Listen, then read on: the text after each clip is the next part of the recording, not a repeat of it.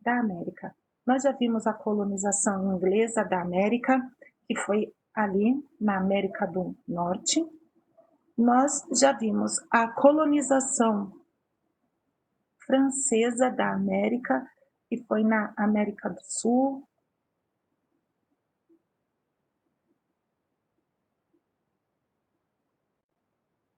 E agora nós vamos ver a colonização portuguesa da América. Na página 148. Já vai começar a compartilhar.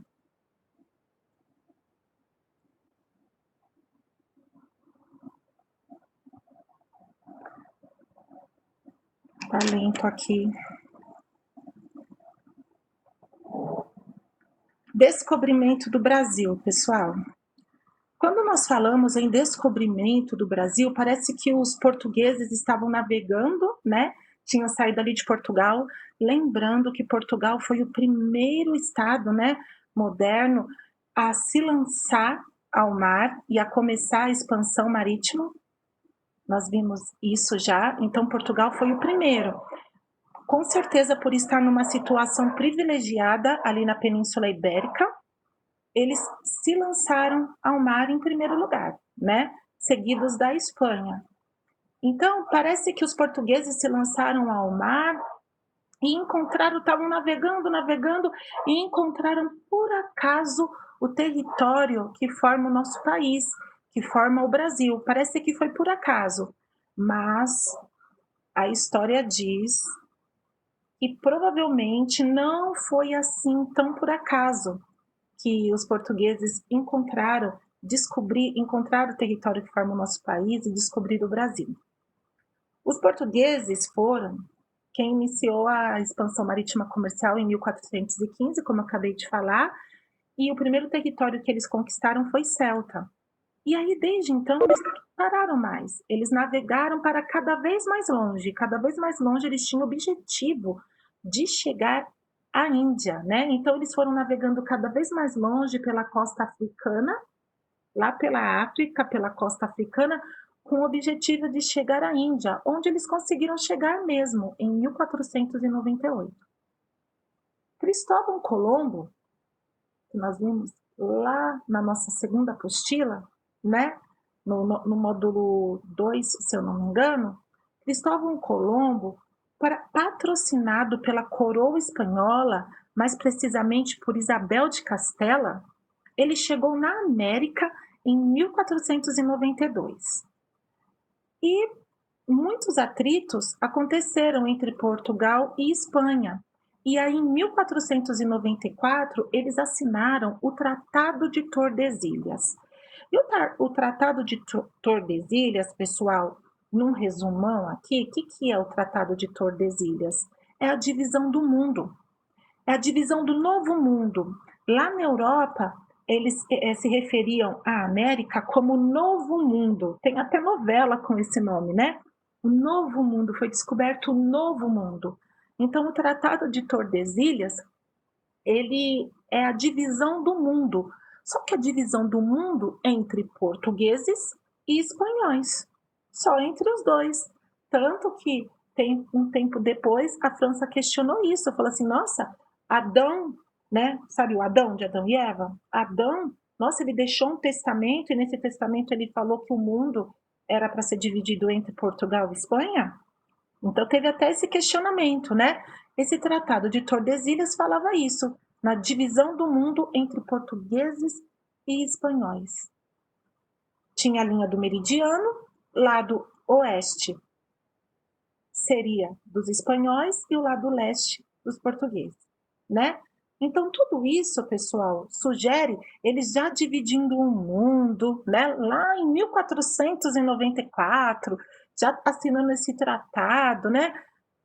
Tudo isso sugere que o navegador português Pedro Álvares Cabral, em 1500, chegou aqui no território onde é o Brasil, já conhecendo esse território, né? Ele chegou em um território já conhecido. Ele deu pouca importância ao descobrimento do Brasil, isso é fato. Pedro Álvares Cabral deu pouca importância ao descobrimento do Brasil, né?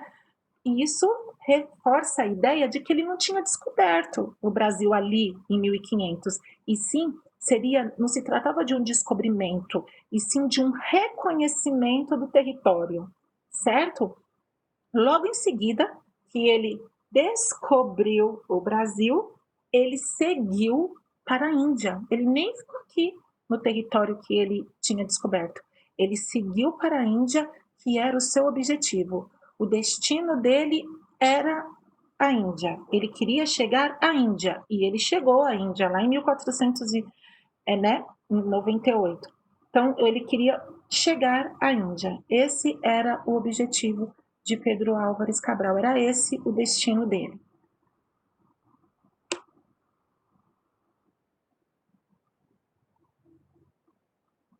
Colonização portuguesa. A Carta de Pero Vaz de Caminha foi escrita em 1º de maio de 1500, certo? Nessa carta, Pero Vaz de Caminha, ele faz um breve relato ali da frota de Cabral, né, dos marinheiros que estavam ali na frota, de quem compunha a frota. Ele faz um breve relato, ele faz um relato da chegada no Brasil, do encontro, né, que assim que eles chegaram, do encontro que eles tiveram com os nativos, né, então aí ele descreve os nativos, que eram os indígenas que estavam aqui, da exaltação à natureza, né, aquela natureza totalmente preservada, aquela natureza intocada praticamente, né, da preocupação que eles tinham, porque eles saíram da Europa em busca de ouro, de prata, de riquezas, então da preocupação que eles tinham em encontrar o ouro e a prata, o zelo religioso, porque eles saíam da Europa com o objetivo de alcançar riquezas, mas também, né, de espalhar a religião deles por onde quer que eles chegassem. Então, eles tinham o objetivo de ter riquezas, de obter riquezas, de levar riquezas para Portugal, mas também de converter os nativos à religião cristã. Então, eles tinham esse objetivo, né? De essa preocupação e esse objetivo de ter riquezas, né? De obter riquezas e de converter os nativos da região à religião católica, né? A religião cristã. Eles, Portugal, pessoal, tinham um comércio muito lucrativo com o Oriente, com as especiarias, né? Então, de 1500 a 1530, eles se preocupavam, as atenções de Portugal era toda voltada para as Índias. Era toda voltada para a Índia. De 1500 a 1530, Portugal não deu muita importância para o Brasil. E baseado no trabalho escravo, Portugal introduziu o cultivo da cana-de-açúcar lá nos arquipélagos de Açores, Madeira e Cabo Verde. Logo depois ele também faz isso aqui no Brasil, baseado no trabalho escravo. Entre 1540 e 1560, a presença dos portugueses ali no Oriente diminuiu.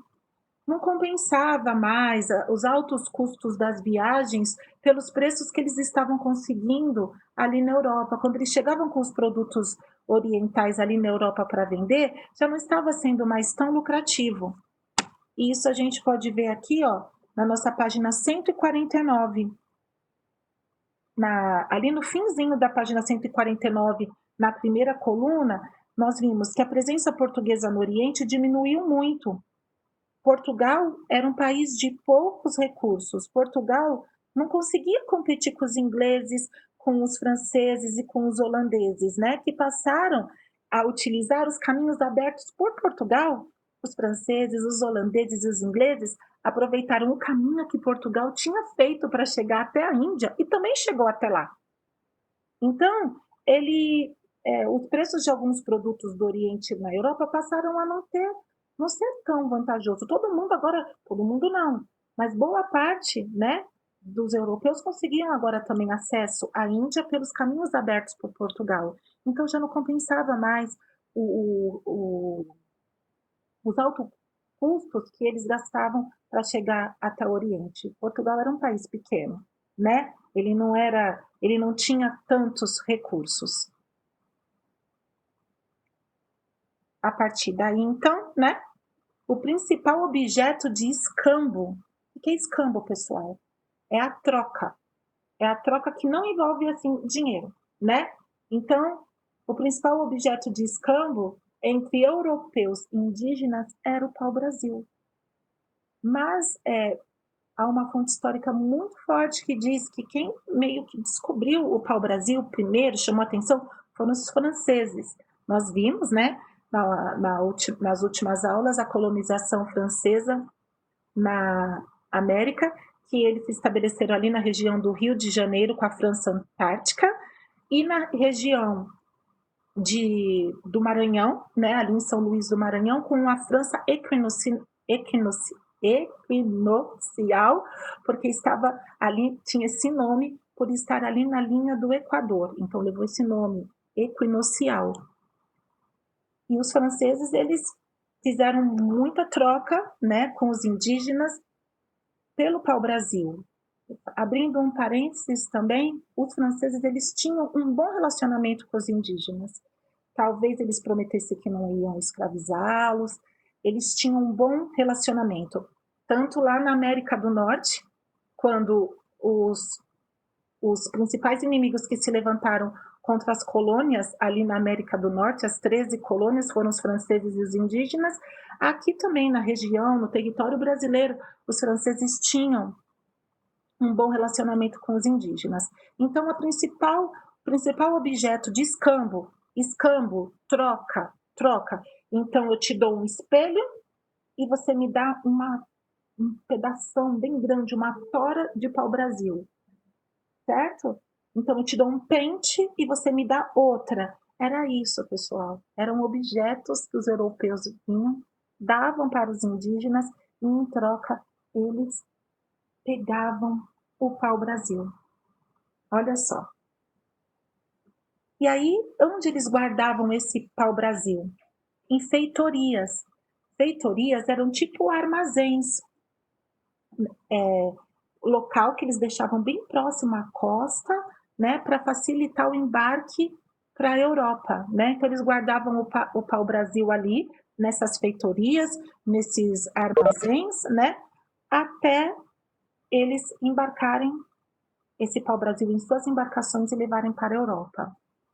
E aí começaram as expedições exploratórias do governo português, enviada ao Brasil, com a finalidade do reconhecimento de todo o litoral. O Brasil é muito grande, é praticamente um continente. Então, eles começaram, né, essas expedições exploratórias agora para explorar, mas primeiramente com a finalidade de reconhecer o litoral, resgatar o pau-brasil e as guardas costeiras com o objetivo de expulsar os estrangeiros. Tinham estrangeiros também aqui no Brasil, e o maior destaque, os franceses. Por causa dos franceses, né, temos a cidade do Rio de Janeiro, a cidade de São Luís do Maranhão, que leva esse nome, inclusive em homenagem a Luís XIII. Então, eles tinham o objetivo de expulsar os franceses daqui.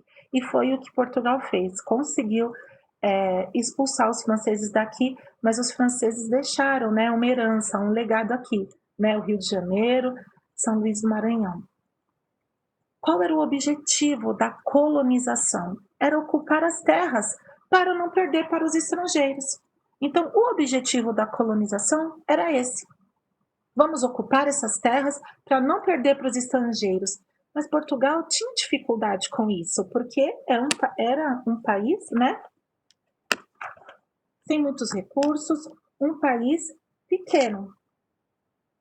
E foi um desafio muito grande para Portugal, veja aí na página 150, foi um desafio muito grande.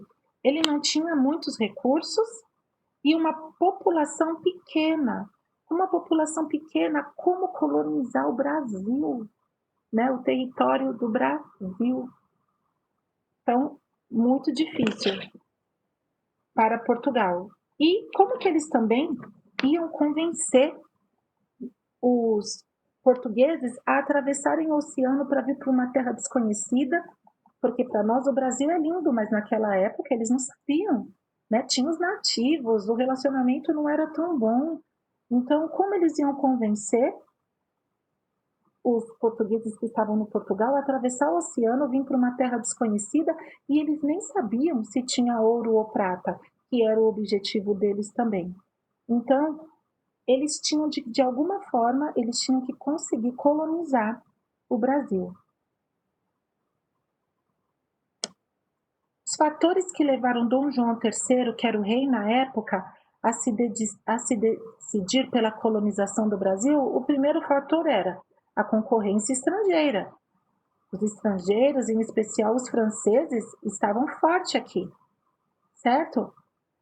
Eles tinham que vencer essa concorrência estrangeira, colocar os franceses para fora. Ele também tinha que colonizar o Brasil porque o comércio com o Oriente tinha enfraquecido. Agora, franceses, holandeses, ingleses também tinham acesso ao Oriente. O comércio começou a decair.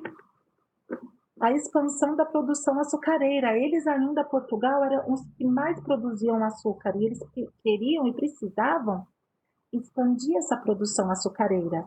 E eles tinham uma possibilidade de encontrar metais preciosos.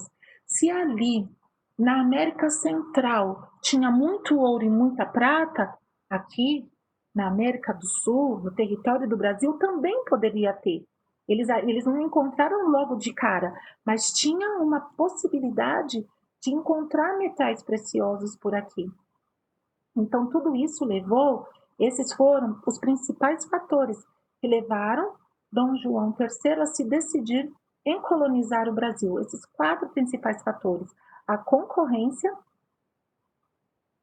com os outros países, a decadência do comércio com o Oriente, a expansão da produção açucareira e a possibilidade de encontrar metais preciosos. Martim Afonso de Souza, ele foi o encarregado da tarefa de colonização em 1530, ou seja, de 1500 a 1530, os portugueses não fizeram praticamente nada. Então, a partir de 1530, Martim Afonso de Souza recebe a tarefa de colonizar o Brasil. E aí ele fundou a Vila de São Vicente, em 1532, a Vila de São Vicente, que é ali na cidade de São Vicente, no litoral sul aqui de São Paulo, pertinho da gente. Então, quando você às vezes vai para Praia Grande, para Santos ou até mesmo para São Vicente, ali foi a primeira vila, né, que foi criada.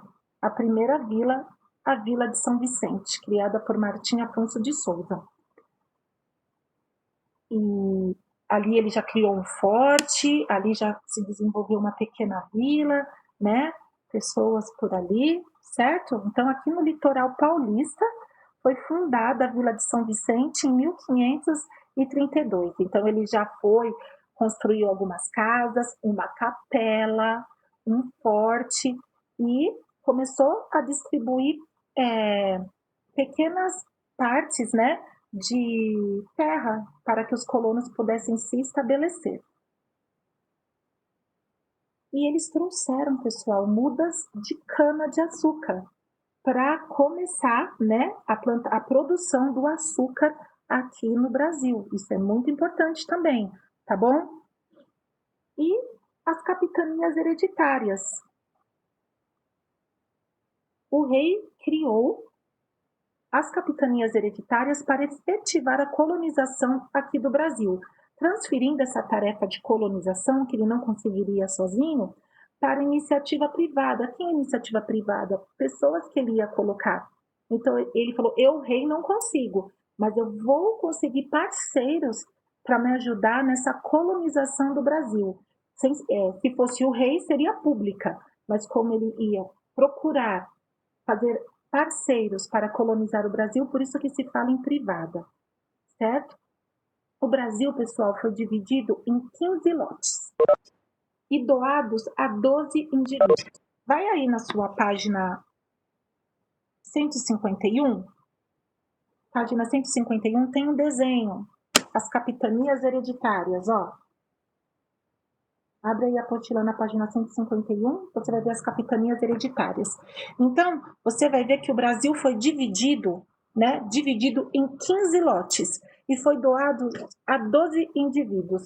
Então, lá em cima, Pará, Maranhão, Piauí, Rio Grande, Itamaracá, Pernambuco, Bahia de Todos os Santos, Ilhéus, Porto Seguro, Espírito Santo, São Tomé, Rio de Janeiro, Santo Amaro, São Vicente, que na região São Paulo, Santana. Então, 15 lotes doados a 12 indivíduos. Cada lote desse era chamado de capitania. E cada titular, cada pessoa que recebia esse lote, recebia o título de capitão-mor. Lote era capitania, quem recebia o lote era o capitão-mor. O rei doava as capitanias.